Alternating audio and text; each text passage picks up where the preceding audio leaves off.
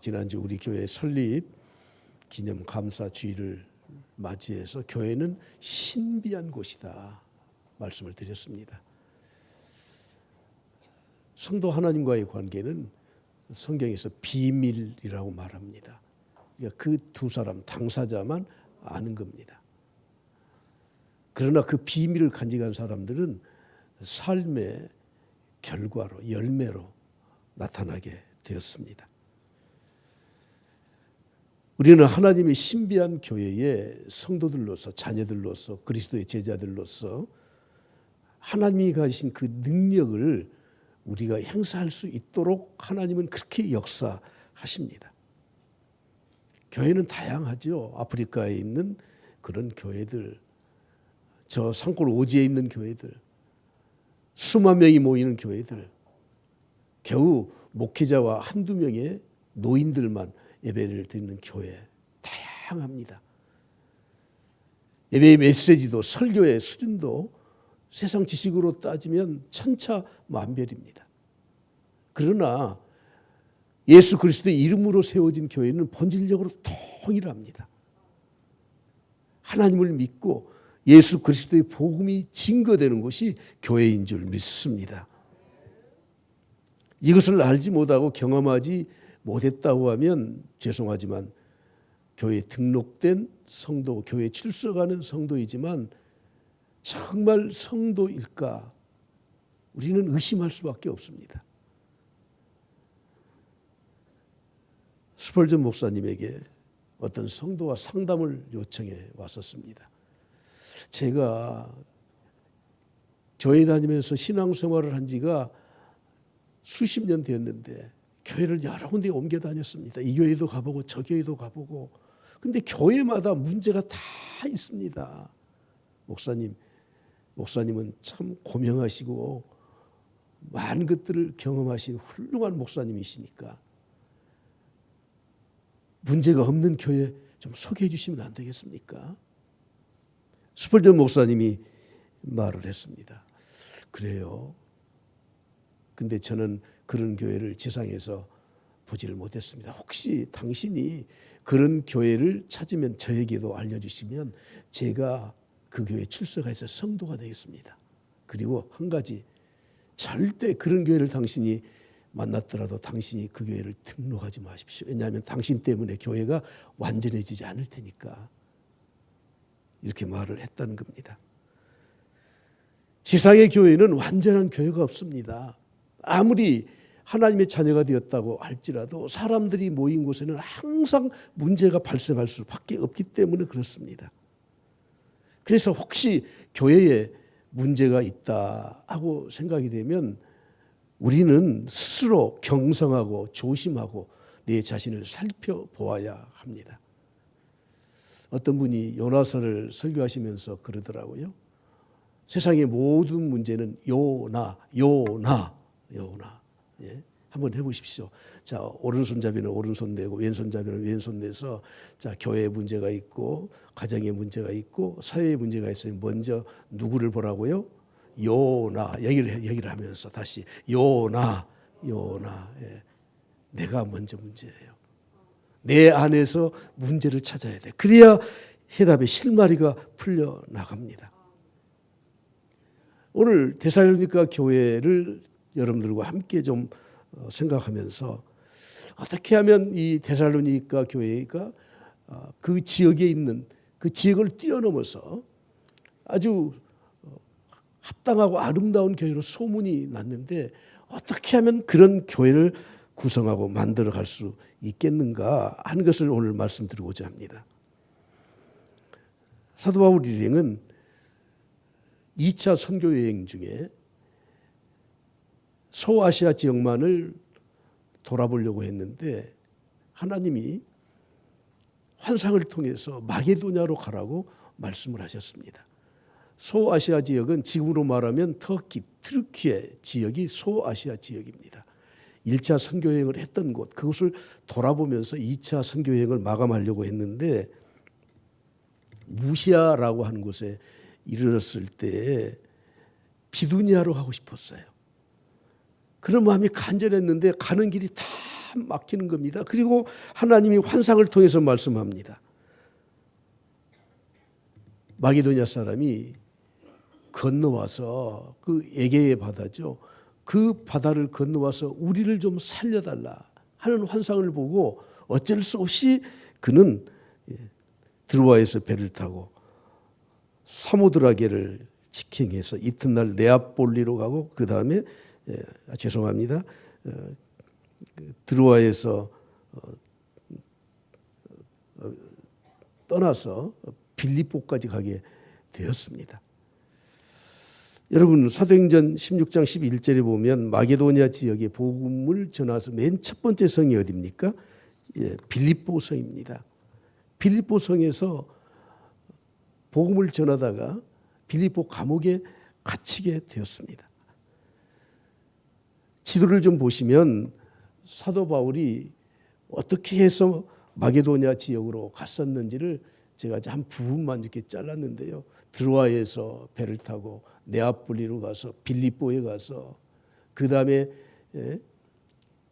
암비볼리를 거쳐서 데살로니가에 가서 복음을 전하고 있다고 하는 겁니다. 오늘 17장 1절에 보면 그들이 암비볼리와 아볼로니아로 다녀가 데살로니가에 이르니 거기 유대인의 회당이 있는지라. 빌립보 감옥에 갇혔다 풀려난 다음에 그는 데살로니가 지역으로 갔었던 거예요. 그런데 그 데살로니가 교회는 사도 바울이 약 3주 동안 복음을 전했는데 그 결과 데살로니가 교회를 데살로니가전서 1장 8절에서 이렇게 소개하고 있습니다. 다 같이 보시겠습니다. 한 목소리를 봅니다. 주의 말씀이 너희에게로부터 마게도냐와 아가야에만 들릴 뿐 아니라 하나님을 향하는 너희 믿음의 소문이 각처에 퍼졌으므로 우리는 아무 말도 할 것이 없느니라. 데살로니가 교회의 소문이 마게도냐뿐만 아니라 아가야 지역까지. 마게도냐 지역은 지금 세계 지도를 놓고 보면 그리스의 북부 지역이에요. 아가야에는 아테네를 비롯해서 고린도가 있는 남부 지역이에요. 데살로니가 교회는 빌립보와 마찬가지로 이 마게도냐에 있던 교회입니다. 그런데 그 소문이 그 지역 전체에 데살로니가 교회들은 정말 멋있게 신앙생활한다. 아가야에까지 그리고 그 남은 여러 지역에까지 소문이 퍼져 있었던 겁니다. 데살로니가서 1장 8절에 말씀하죠. 주의 말씀이 너희에게로부터 마게도냐에서 얘가 아가야에만 들릴 뿐 아니라 하나님을 향하는 너희의 믿음의 소문이 각처에 퍼져 있었다는 것입니다. 여러분 데살로니가 교회가 세워진 지 얼마 되지 않았는데 무슨 훌륭한 건물이 있었겠습니까? 핍박의 시대의 건물은 상상도 못합니다. 아니면 무슨 교회 조직이 있기 때문에 그런 겁니까? 무엇 때문에 이렇게 소문이 났겠습니까? 하나님을 향한 순수한 믿음과 그리고 영적 수준이 높았기 때문에 소문이 났었던 겁니다. 사도 바울은 데살로니가에 가서 했던 일은 딱 한 가지예요. 오늘 본 말씀 2절 3절을 다 같이 보실까요? 바울이 자기의 관례대로 자기는 자기 관례대로 항상 하던 대로 그들에게로 가서 데살로니가 가서 얼마 동안 새 안식일 3주 동안 성경을 가지고 뭐 했습니까? 강론을 했어요. 성경이 뭡니까? 구약의 두루마리예요. 그 회당에는 구약의 두루마리 성경이 항상 비치되어 있었습니다. 요즘처럼 이렇게 인쇄된 성경이 아닙니다. 들고 다닐 수가 없습니다. 회당에서 두루마리 성경을 하나 꺼내서 그것을 강론, 요즘으로 말하면 설교를 했던 겁니다. 설교가 무엇입니까? 뜻을 풀어주는 거. 오늘도 저는 성경 본문 한 구절을 읽고 여러분들에게 이 내용을 지금 뜻을 풀어서 말씀을 전하지 않습니까? 무엇을 전했습니까? 그리스도가 해를 받아 십자가에서 죽으셨다. 그리고 다시 살아나셨다 하고 증언했습니다. 그리고 마지막 결론이 무엇입니까? 마지막 줄 다 같이 봅니다. 시작. 이 예수가 곧 그리스도라 하니, 이 예수가 예수님이 그리스도이시다. 메시아이시다. 구약 성경에서 우리에게 오신다고 약속했던 그 메시아다 하는 이 복음을 전했던 것입니다. 이건 특이한 게 아니에요. 사도 바울은 가는 곳마다 유대인의 회당에 들려서 유대인의 그 회당에 비치는 성경 하나를 뽑아서 그 성경을 가르치면서 결론은 예수 그리스도에 대한 복음을 전했던 것입니다. 여러분, 그런데 그 반응이 어떻게 일어납니까? 하나님이 역사하셔야 이런 하나님의 놀라운 복음의 역사가 일어나는 겁니다. 1차 선교 여행 때 비시디아 안디옥이라고 하는 곳에 가서 복음을 전했는데 성경은 이렇게 말씀합니다. 사도행전 13장에 보면 영생을 주시기로 작정된 자는 다 믿더라. 믿음의 역사는, 구원의 역사는 하나님이 작정한 대로, 하나님이 예비하신 대로 하나님께서 이루어 가시는 겁니다. 그러므로 우리는 가감 없이 복음을 복음대로 전하면 되는 거예요. 이것이 하나님이 주신 사명이라고 하는 겁니다. 복음은 천하를 어지럽힐 만한 큰 역사가 일어나죠. 복음을 전해서 그 데살로니가 지역에 엄청난 변화가 일어났습니다. 그랬더니 유대인들 중에서 바울을 시기해서 바울을 잡아 가두려고 했습니다. 사도행전 17장 6절 말씀에 보면은 발견하지 못함에 제가 그 앞에 바울과 따르는 자들이라고 가로를 쳤는데 아마 빠져버렸네요. 바울과 그 따르는 자들을 잡아 가두기 위해서 야손이라고 하는 사람의 집에 갔더니 발견하지 못했습니다. 그래서 야손과 및 형제를 끌고 읍장들 앞에 갔습니다. 가서 소리질러 뭐라고 말을 합니까? 천하를 어지럽게 하던 이 사람들이 여기도 이름에 아마 빌립보에서 복음을 전해서 거기에서 쫓겨난 것들 다 소식을 들었을 것이고 또 데살로니가에서도 이렇게 복음을 전할 때 사람들이 엄청나게 변화되는 모습을 보고 유대인들이 시기하고 질투하고 복음을 반대해서 야손의 집에까지 찾아갔더니 이미 바울과 그 일행은 떠나고 없어요. 그래서 야손을 잡아서 읍장들에게 데리고 가서 이 사람들은 천하를 어지럽게 하는 사람들이다 하고 고소를 했던 겁니다. 여러분, 복음을 복음대로 전하면 두 가지의 반응이 일어납니다. 첫째는 믿고 따르는 자들이 있습니다. 4절 말씀 내려가서 보겠습니다. 다 같이 시작. 그 중에 어떤 사람은 곧 경건한 헬라인의 큰 무리와 적지 않은 귀부인도 권함을 받고 바울과 실라를 따르나. 헬라인의 큰 무리, 이방인이었지만 그 복음을 듣고 큰 무리가, 헬라의 큰 무리가, 그리고 적지 않은 귀부인들도 그 복음에 변화되어서 사도 바울이 전했던 그 복음을 따랐습니다. 3주 만에 이런 역사가 일어났던 것입니다. 그러나 또 한 부류는 어떤 사람들입니까? 복음을 반대하는 자들, 핍박자들이에요. 유대인들이 시기해서 저작거리에 있는 이 불량배들을 선동해서 5절 말씀에 보면 유대인들은 시기하여 저자의 어떤 불량한 사람들을 데리고 떼를 지어서 성을 소동하게 하여 야손의 집에 침입했다고 말씀을 하고 있습니다.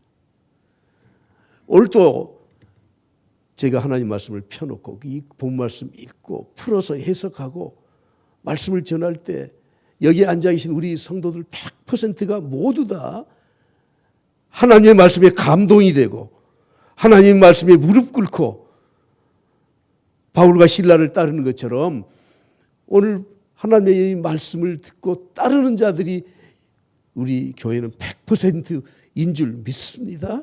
그런데 가끔 따르다가도 내 안에 어떤 이유에서인지 모르지만 복음을 반대하고 오히려 거스르는 그런 경우도 있다고 하는 것을 우리는 인정하지 않으면 안 됩니다.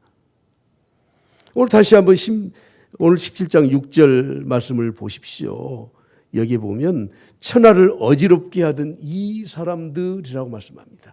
천하를 어지럽히는 이 사람들이에요. 복음은 천하를 어지럽혀요. 죄로 물든 이 세상을 어지럽혀요. 불신앙으로 가로막혀 있는 이 세상을 어지럽혀요. 그런 마음으로 가득 찬 사람들에게 복음이 증거되면 어지럽혀져서 그들이 고통을 받게 되는 겁니다. 복음은 어지럽힘의 말씀이에요. 어지럽힌다는 말을 제가 영어 성경 킹제임스 버전에서 찾아보니까 월드 업사이드 다운이라고 번역을 했더라고. 월드 업사이드 다운, 세상을 뒤집어 놓은 자들이에요. 세상을 뒤집어 놓은 자. 영어 성경에는 이걸 좀 더 강하게 표현을 했습니다. 천하를 어지럽히는 자가 아니라 천하를 뒤집어 놓은 자, 뒤집어 놓은 자. 복음을 받아들이는 사람들의 특징은 복음을 받아들여서 잠잠할 수 없기 때문에 몸살을 앓고 그것을 주위에 있는 사람들에게 전파하고 증거해서 세상 사람들이 볼 때는 천하를 어지럽히는 것처럼 보이는 겁니다. 대제사장 아나니아와 변호사 더둘로가 총독 벨리스에게 사도 바울을 고소하면서 이렇게 말을 합니다. 사도행전 24장 5절에 보면 우리가 본 이 사람은 뭐라고요? 전염병이다.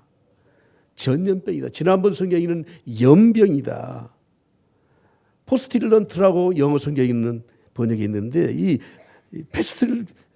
페스틸런트라는 말은 악한 전염성이 있는 해로운 그리고 아주 성가시게 절대 죽지 않는 그런 뜻입니다. 이 사람은 뭡니까? 전염병, 연명이에요. 페스틸런트, 아주 성가신 사람들이에요. 복음에 대해서 이해가 되지 않는 베스도 총독은 바울을 향해서 이렇게 말을 합니다. 사도행전 26장에 보면 바울이 이같이 변명하며 베스도가 크게 소리를 내어 이르되 바울아 내가 미쳤도다. 미친 사람 취급을 받는 겁니다. 내 많은 학문이 사도 바울이 많이 배운 것을 알고 있었기 때문에 너를 미치게 하였다. 그랬더니 바울이 뭐라고 말합니까? 베스도 각하여 내가 미친 것이 아닙니다. 나 정상입니다. 참되고 온전한 말을 내가 하고 있습니다. 이렇게 말하지 않습니까? 주님도 같은 말씀을 하셨습니다. 마태복음 10장에 보면 내가 세상에 화평을 주러 온 줄로 아느냐? 참 많은 말씀 아니다. 화평이 아니요 검, 칼을 주러 왔노라. 전쟁을 주러 왔노라. 내가 온 것은 사람이 그 아버지와 딸이 그 어머니와 며느리가 시어머니와 불화하게 하려 함이니 복음이 증거되면 여러분 우리의 마음속에 이 영적인 갈등을 통해서 천하를 어지럽히는 그런 존재로 변화되는 거예요. 그래서 화평을 주러 온 것이 아니고 검을 주러 왔다. 아들과 아비가 원수가 되고 딸과 어머니가 원수가 되고 며느리와 시어머니가 원수가 돼요. 물론 영적인 관계에서 그렇다 그 말이에요. 사람의 원수가 자기 집안 식구리라. 영적으로 많은 불화를 가져올 수밖에 없습니다. 요즘 가정에서 종교가 다양하게 인정되는 사회와 한국 사회죠. 다른 나라에는 그렇지는 못합니다. 일본 같은 경우는 세례를 받으려고 하면 부모의 동의를 받아와야 돼요. 함부로 세례를 받을 수도 없어요. 그러나 우리나라는 전혀 그렇지 않습니다. 그런데 여러분 가족 모임이 있을 때 종교 이야기는 하지 마. 이게 전제가 되지 않습니까? 그래서 우리는 잠잠해져 버려요. 그러나 정말 내 안에 복음의 역사가 일어나게 되면 물론 우리들이 가정의 평화를 깨기 위해서 그런 것을 의도적으로 하는 건 아니지만 자연스럽게 내가 믿었던 예수 그리스도 하나님의 살아계심에 대해서 증거로 나타나게 되는 거 아닙니까? 종교 이야기는 하지 마. 그랬더니 정말 기가 죽어서 종교 이야기를 안 해요. 가정의 평화를 위해서 입 꼭 다물고 있어요. 그리고 이것은 여러분 우리가 정말 믿음을 가진 사람의 삶이 아닙니다. 눈에 보이지 않지만 시어머니를 위해서 남편을 위해서 자녀들을 위해서 우리는 잠잠히 기도하면서 때가 되면 언젠가는 세상을 뒤엎어 놓을 만한 복음의 폭발적인 폭탄의 선언을 할 수밖에 없는 겁니다. 오늘 저는 마지막 결론으로 이런 복음의 원천이 어디에서 오는가 하는 것을 말씀드리고자 합니다. 업사이드 다운, 천하를 뒤집어 놓은 이 복음의 능력의 원천이 어디에서 오는 겁니까? 세상을 뒤집어 놓을 수 있는 복음의 원천이 어디에서 오는 것입니까? 대개 올바르게 믿음을 가지고 사는 사람들은 자기가 했던 일에 대해서 별로 기억을 잘 안 해요. 못 해요. 무슨 말이냐면 오른편에 있는 양의 편에 있는 자들에게 주님이 말씀하십니다. 너희들이 내가 줄였을 때 먹을 것 주었지, 헐벗었을 때 입을 것 주었지, 목마를 때 마실 것 주었지, 옥에 갇혔을 때 찾아봐 주었지. 그랬더니 그 사람들이 뭐라고 말을 합니까? 예, 제가 몇 월 며칠 몇 시에 2번, 3번, 4번, 10번은 갔는데 이렇게 말했습니까? 아니요. 언제 내가 그랬죠? 물론 소자에게, 지극히 작은 자에게 한 것이 나에게 한 것이기 때문에 주님은 세상 사람들에게 했던 것에 대해서 말씀하셨습니다. 정말 진심으로 선을 행했던 사람은 기억에 별로 없어요. 마땅히 해야 될 일이기 때문에. 내가 언제 그랬고 몇 번 그랬고 하는 것은, 그것은 정상적인 자기의 양심대로 했던 것이 아니죠. 세상의 모든 일들이 다 그렇습니다.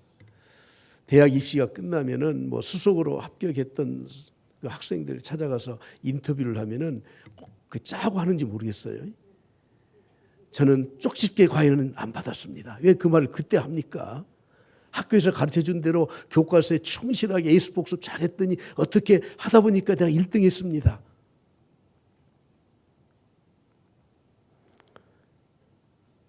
복음의 능력을 가지고 사는 사람들은 자랑할 것도 없고요. 그 기억도 안 나요. 그냥 그렇게 하고 살아요, 그냥. 오늘 저는 이 능력의 원천을 4가지를 본론이자 결론으로 말씀드리려고 하는 거예요. 혹시 여러분들이 코이의 법칙이라는 것을 들어보셨습니까? 코이라고 하는 물고기는 성장하면 1m 이상 되는 큰 물고기로 성장할 수 있습니다. 그런데 그림을 보십시오. 이 코이라는 물고기를 작은 어항 속에 넣어두면은 5cm에서 8cm까지 밖에 안 자라요. 이 물고기를 커다란 수족관이나 연못에다가 내놓으면 15cm에서 25cm가 자라요. 그러나 강물에다 방류하게 되면 90cm에서 120cm까지 1m 이상 큰 물고기로 성장합니다. 복음의 능력은 무한합니다. 그런데 우리는 어항 속에 물고기를 가둬놓는 겁니다. 그래서 복음의 역사가 일어나지를 않는 거예요. 따라서 합시다. 말씀이 말씀되게 하라. 복음이 복음되게 하라. 여러분, 인간의 배짱이나 인간의 포부와 인간의 성품 때문에 그런 게 아니에요. 복음을 그대로 믿고 복음이 복음되게 하면, 말씀이 말씀되게 하면 하나님의 역사는 이렇게 나타나는 거예요. 그것을 제가 4가지를 말씀드리려고 하는 거예요. 데살로니가 교회는 복음이 증거될 때 100% 그대로 받아들였습니다. 마가복음 4장에 보면 그가 밤낮 자고 깨고 하는 중에 복음을 받아들인 사람이 밤낮 그냥 자고 깨고, 여러분이 밤에 잠을 못 자는 이유는 분명히 있거든요. 나이가 들어서 그런다고요. 나이 들어도 잘 자시는 분들 계셔요. 염려가 있든지 뭐가 있든지 신체가 불편하든지 그래서 그래 잠을 못 자. 근데 복음을 잘 받아들인 사람은 밤낮 편히 자고 일어나고. 근데 어떻게 됩니까? 씨가 자라되 어떻게 됩니까? 열매를 맺되 처음에는 뭐예요? 싹이 되고, 다음에는 이삭이 되고, 그 다음에는 이 이삭에 충실한 곡식이 된다는 거예요. 복음은 능력이기 때문에 내 안에 그 복음이 심겨지면 나는 그냥 자고 깨고 하는 것 같아. 그런데 시간이 지나면 자연스럽게 싹이 나고 열매가 맺고 그리고 충실한 곡식이 되는 겁니다. 교회 성장의 원리에 대해서 NCD라는 이 단체가 있습니다. N Natural, C Church, D Development. 교회는 자연스럽게 성장한다. 복음을 100% 받아들이기만 하면 자연스럽게 성장한다. 그래서 교회가 성장하지 않는 것이, 그것이 좀 이상한 것이지, 교회는 자연스럽게 성장한다는 이론을 발표하지 않았습니까? 복음이 복음되지 못하게 하는 것은 2가지 원인이죠. 첫째는 전하는 자가 잘못된 복음을 전하기 때문에 그런 거예요. 그래서 복음을 전하는 자의 책임이 굉장히 큽니다.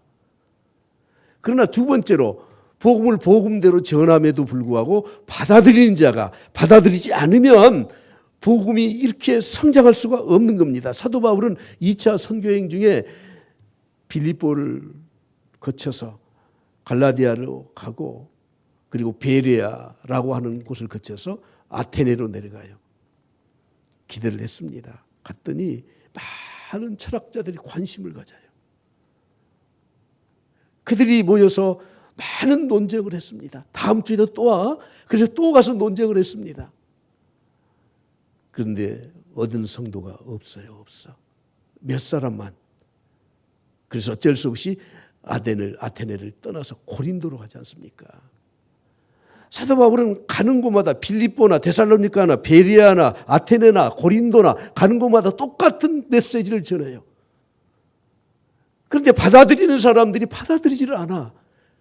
그래서 복음이 복음되지 않아서 그곳에 교회가 올바르게 세워지지 않고 부흥하고 성장하지 않는 겁니다. 그러나 고린도로 왔습니다. 고린도는 윤리적으로 타락한 곳이고 많은 우상들이 있는 곳입니다.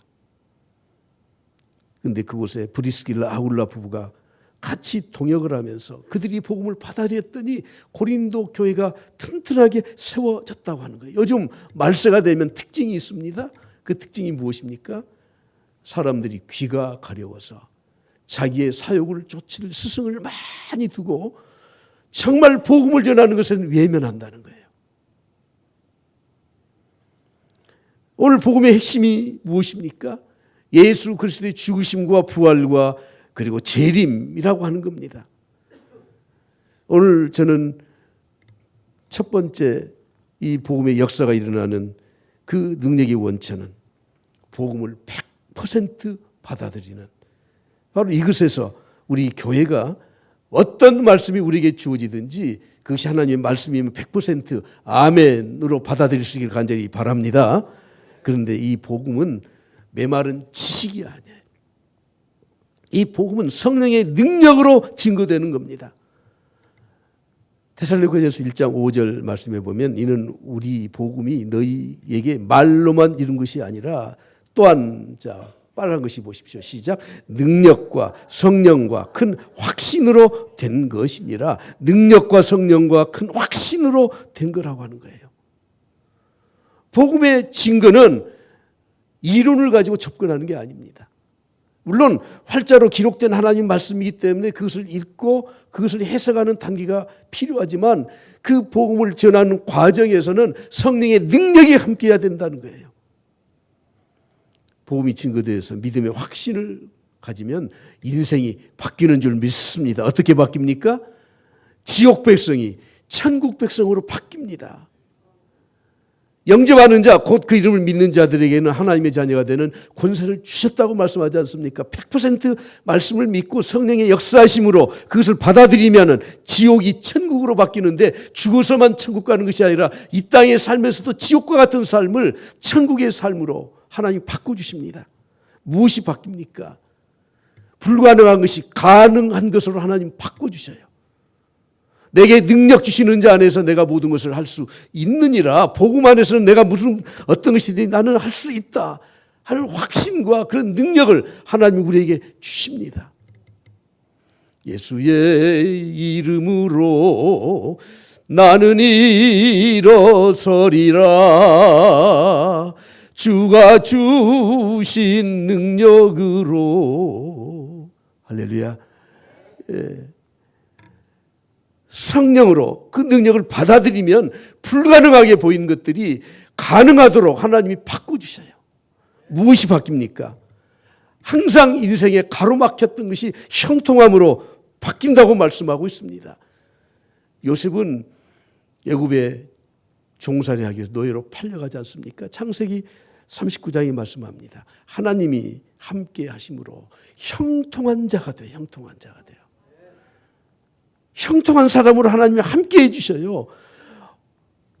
내가 하는 일이 뭐든지 잘 안 되는 것 같고 힘든 것 같고 내 인생은 왜 이래 하는 그런 마음이 있을 때 여러분 복음을 성령으로 받아들이면은 하나님이 내 자녀를, 내 자신을 형통한 자로 바꿔주셔요.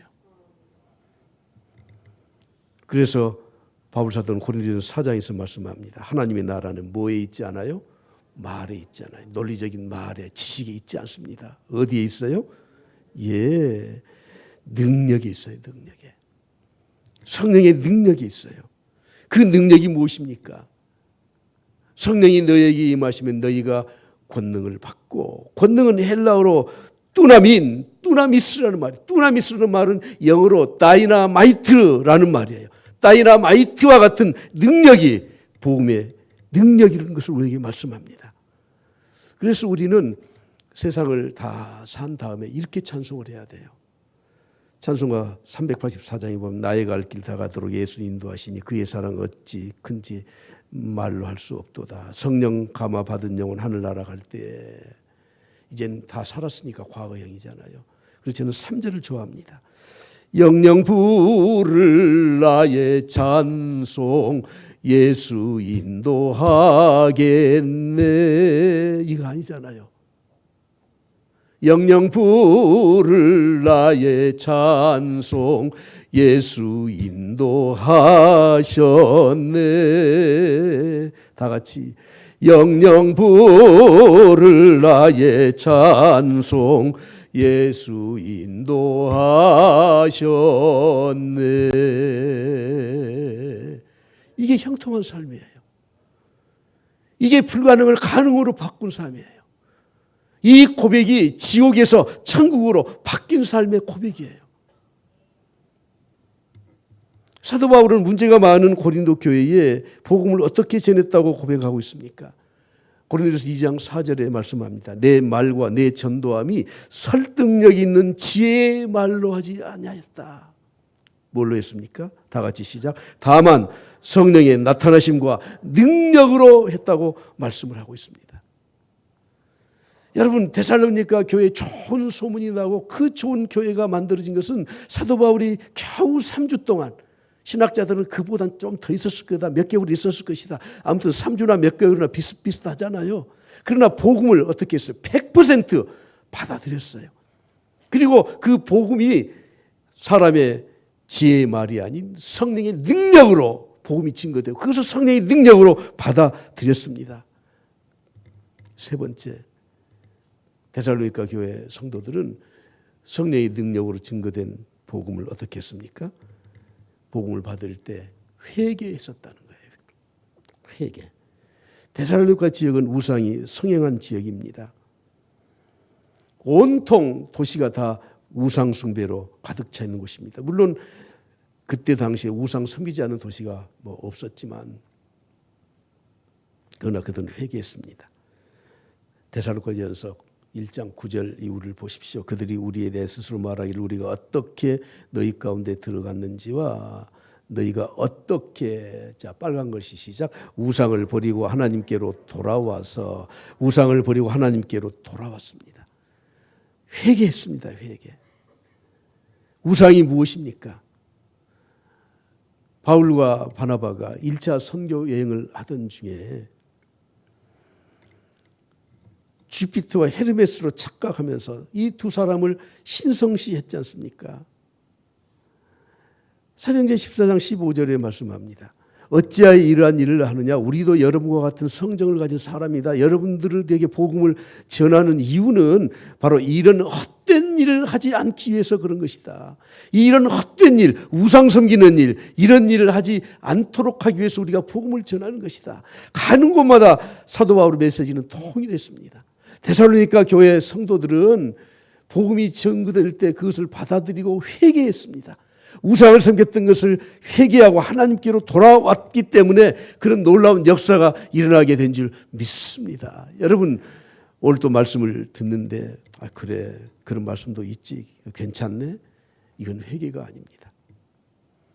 내 안에서 하나님의 성령의 역사하심으로 내가 가장 소중하게 여겼던 것들을 버리고 하나님께로 돌아오는 것이, 그것이 회개라고 성경은 말씀하고 있지 않습니까? 여러분, 세상의 모든 일은 다 헛된 겁니다. 여러분 100살까지 산들, 120살까지 산들, 내가 소원하는 것처럼 150살까지 산들, 좀 과하긴 과한데 다 헛된 거예요. 산 김에 좀 살아보자 그런 것이지. 세상에서 돈이 좀 많은들, 명예를 얻은들, 나중에 그 모든 것들은 하나님 앞에 갈 때 다 헛된 것이에요. 허무주의를 말하는 게 아니에요. 이 세상에 사는 동안에 그러므로 내가 장수하면, 돈이 있으면, 지위를 얻으면 그것을 가지고 하나님의 일에 힘쓰는 것만이 헛되지 않다고 하는 겁니다. 오늘 우리는 너무나 세상에 헛된 것들을 따라가지 않도록 살아갈 수 있기를 바랍니다. 그리고 말씀이 주어질 때 철저하게 회개할 수 있기를 바랍니다. 할렐루야. 마지막 네 번째, 회개했으면 그 회개라고 하는 것은 고치는 거예요. 깨닫고 고치는 거예요. 회개, 뉘우치고 고치는 거예요. 말씀을 실천해서 열매를 맺어야 되는 겁니다. 데살로니가 교회에 대해서 데살로니가전서 1장 3절에 이렇게 말씀하죠. 너희의 믿음의 역사와 사랑의 수고와 우리 주 예수 그리스도에 대한 소망의 인내를 우리 하나님 아버지 앞에서 끊임없이 내가 기억하고 있다. 여러분, 복음이 증거되고 그걸 받아들이고 회개하게 되면 실천을 하게 되는데, 바울 사도가 고린도전 13장에서 말씀하는 것처럼 믿음, 소망, 사랑 세 가지는 항상 있어야 됩니다. 그런데 그 믿음은 뭡니까? 역사가 일어나야 되는 거예요. 믿음의 역사. 믿음을 가지고 있는데 역사가 일어나지 않는 것은 실천하지 않는 것이고 신앙의 열매를 맺지 않는 거예요. 사랑은 수고해야 돼요. 집사님 사랑해. 말은 했는데 그 집사님이 어려울 때 아이고 오늘 김장하는데 어떻게 다 안 오네. 집사님 잠깐 1시간이라도 좀 해줘. 나 시간 없어. 사랑은 공수표예요. 공수표. 사랑하면 수고하는 겁니다. 소망의 인내예요. 소망이 있으면 참고 기다려요. 데살로니가 교회는 짧은 기간 동안에 세워진 교회이지만 그 교회는 복음의 열매를 풍성히 맺었는데 믿음의 역사, 사랑의 수고, 소망의 인내를 가진 교회라고 말씀하고 있습니다. 야고보서에 보면은 행위로 구원받는다 이렇게 착각할 만큼 믿음을 가진 사람들의 행위의 열매를 강조하지 않습니까? 여러분 오늘 우리는 그런 생각을 많이 하지 않습니까? 그래 내가 하고 싶은데 형편이 안 돼. 그러니까 내 생각에는 머물러 있는데 형편이 안 돼서 지금 못하고 있는 거거든요. 그건 한 거예요? 하지 않은 거예요? 아니 한국말 못 알아들으세요? 내 생각에는 이렇게 하고 싶어. 근데 형편이 안 돼서 못해요. 한 거예요? 안 한 거예요? 안 한 거예요. 아직 안 한 거예요. 그러니까 우리는 생각하기를 내 생각이 옳으니까 나는 착한 사람이야. 그럴 수 있지만 아직 착한 사람은 아니에요. 못된 사람 참 많이 봤어요. 저도 마찬가지예요. 내가 먹기 때문에 그냥 나는 배불리 먹어요. 그런데 옆에서 굶어 죽어가는 사람이 있는데 집에 가서 밥 먹어. 그 사람 형편도 모르고 진짜 나쁜 사람이지. 그렇지 않습니까?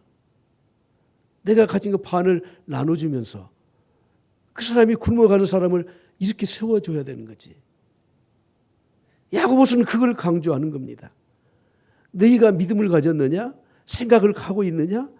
그러면 행동으로 열매를 맺어라. 야고보서 2장 14절부터 봅니다. 좀 길지만 17절까지 봅니다. 시작. 내 형제들아 만일 사람이 믿음이 있노라 하고 행함이 없으면 무슨 유익이 있으리요? 그 믿음이 능히 자기를 구원하겠느냐? 만일 형제나 자매가 헐벗고 일용할 양식이 없는데 내 중에 누구든지 그에게 이르기를 평안히 가라, 덥게 하라, 배부르게 하라 하며 그 몸에 쓸 것을 주지 않으면 무슨 유익이 있으리요? 다 같이 크게 봅니다. 시작. 이와 같이 행함이 없는 믿음은 그 자체가 죽은 것이니라. 행함으로 구원을 받는다는 것이 아니라 믿음이 있으면 당연히 행해야 된다. 열매를 보여야 된다. 그래서 믿음이 있는 것을 증거해 보이라. 이렇게 말씀을 하고 있습니다.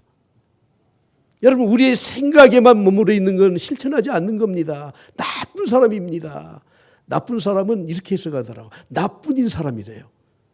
나쁜 사람은 나뿐인 사람이야. 그래서 옆에 사람 죽어가든 말든 생각을 하지 않아요. 요즘 목회자들이 모이면 부흥했느냐 하는 말은 일체 가셔버렸어요. 현상 유지는 돼? 교회는 현상 유지하는 곳이 아닙니다. 교회는 하나님의 말씀으로 성장하는 것이고 부흥하는 것이고 외적인 것이든 내적인 것이든지 하나님의 역사를 일으키는 곳이 교회입니다. 그것이 복음의 본질입니다. 오늘 우리는 2024년 마감하면서 좀 깊이 생각합시다. 내 마음에 마음 두었던 거, 그 이제는 실천합시다. 작정했던 거 약속을 지킵시다. 그리고 2025년에 새로운 계획을 가지고 여러분들이 새롭게 시작할 수 있는 복음의 역사를 이룰 수 있기를 그리스도의 이름으로 간절히 축복합니다.